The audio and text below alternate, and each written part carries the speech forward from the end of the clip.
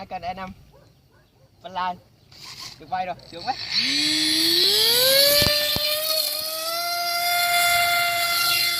Wow.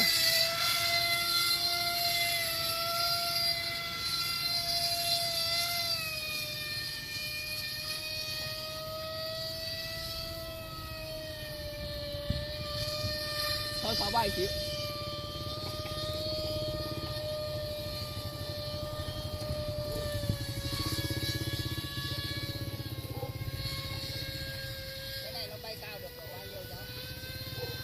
Dạ tầm mắt mình thôi bác. Khi nào mình không nhìn thấy nữa thì thôi.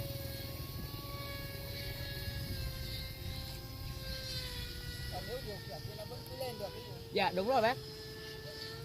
Trong vòng bán kính 1,5 km. Dạ.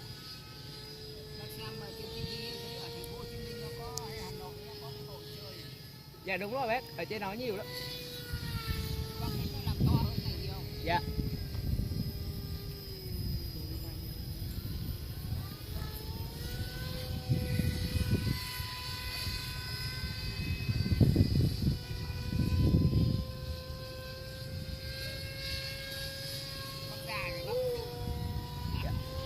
Còn mấy bác lớn tuổi mấy bác cũng chơi đó.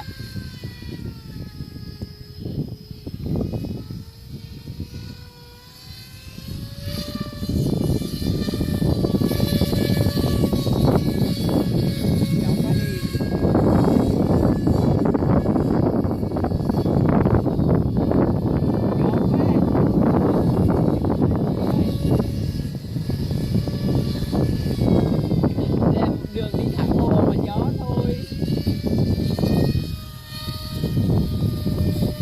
Có thấy không, cái tạt kìa chú.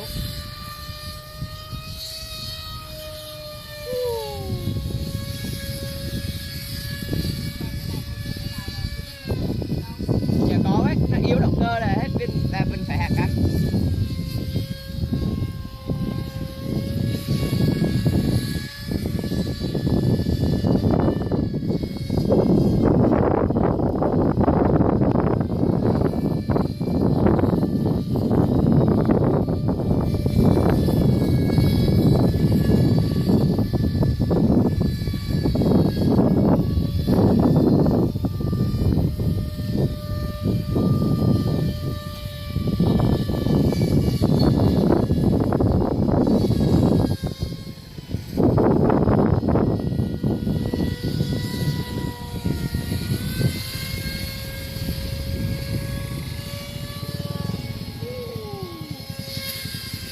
Anh chuẩn bị hạ cánh à.